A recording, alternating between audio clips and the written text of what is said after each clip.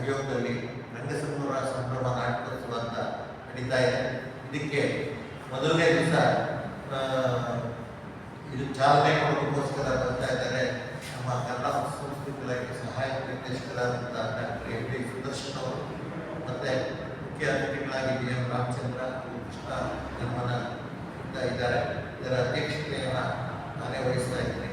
ಹಾಗೆ ಮತ್ತು ಇದರ ಉಪಸ್ಥಿತಿಯಲ್ಲಿ ಬಿ ನಾಗೇಂದ್ರ ಕುಮಾರ್ ಅವರು ಇದ್ದಾರೆ. ಮೊದಲನೇ ದಿವಸ ನಾಟಕ, 3ನೇ ತಾರೀಕು ಅಯ್ಯನಕೆರೆ ಅಂತ ನಾಟಕ ಇದೆ, ಜಾನಪದ ನಾಟಕ. ಇದು ಶ್ರೀ ಗುರುಕಲಾ ಶಾಲೆ ಮೈಸೂರಿನವರು ಇದನ್ನ ಪ್ರದರ್ಶನ ನೀಡ್ತಾ ಇದ್ದಾರೆ.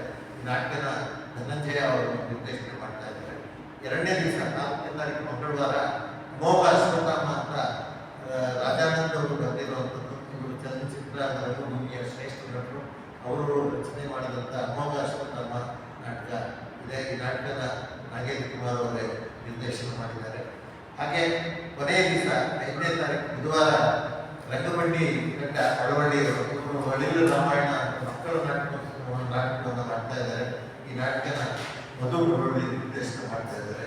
ಈ 3 ನಾಟಕಗಳು ಒಳ್ಳೆಯ ಉತ್ತಮವಾಗಿದ್ದು ಜನರ ತಲುಪಬೇಕಾದ್ರೆ ತಾವು ಮತ್ತೆ ಹೆಚ್ಚಿನ ರೀತಿಯಲ್ಲಿ ಪ್ರಚಾರ ನೀಡಿ ಪ್ರೇಕ್ಷಕರನ್ನ ಬರಬೇಕು ಅಂತ ಬರೋದಕ್ಕೆ ಸಹಕಾರ ನೀಡಬೇಕು ಅಂತ ಕೇಳ್ಕೊಳ್ತಾ ಇದ್ದೀನಿ. ಈ ಎಲ್ಲ ನಾಗರಂಗ ಈಗಾಗಲೇ ಅವರು ಕಾರ್ಯಕ್ರಮಕ್ಕೆ ಬಂದು 17 ವರ್ಷಗಳಾಗಿದೆ. ನಮ್ಮ ನಾಡಿನ ಶ್ರೇಷ್ಠ ಸಾಹಿತಿಗಳಾದಂಥ ದೇಜು ಅವರು ಈ ನಾಗರಂಗನ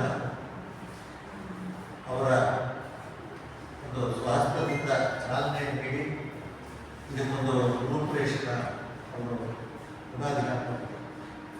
ಇದರ ನೇತೃತ್ವವನ್ನು ಅಂದಿನಿಂದ ಈ ನಾಗೇಂದ್ರ ಕುಮಾರ್ ವಹಿಸಿಕೊಂಡು ಪ್ರಾರಂಭದಲ್ಲಿ ನಾಗರಿಕ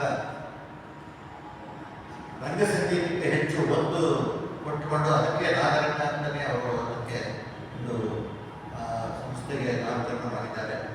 ಆ ಒಂದು ರಂಗಗೀತೆಯ ಕಾರ್ಯಕ್ರಮಗಳ ಮೂಲಕ 2-3 ವರ್ಷ ಅವರು ಅದಕ್ಕೆ ಹೆಚ್ಚು ಪ್ರಾಧಾನ್ಯತೆ ಕೊಟ್ಟು ಅದರ ಮೂಲಕ ಅವರು ಬಂದ ಮೇಲೆ ನಾಟಕಗಳನ್ನ ಆಡಿಸೋದಕ್ಕೆ ಶುರು ಮಾಡಿ ಉತ್ಸವಗಳನ್ನ ಪ್ರಾರಂಭ ಮಾಡಿದ್ರು.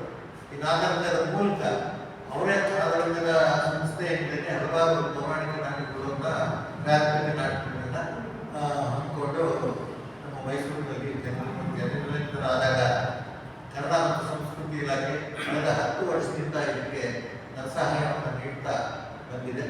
ಕನ್ನಡ ಸಂಸ್ಕೃತಿ ಇಲಾಖೆ ಸಹಯೋಗದೊಂದಿಗೆ ಕಳೆದ 10 ವರ್ಷಗಳಿಂದ ಇವರು ನಾಟಕೋತ್ಸವಗಳನ್ನ ಮೈಸೂರಿನಲ್ಲಿ ಕೊಟ್ಟು ಬರ್ತಾ ಇದ್ದಾರೆ.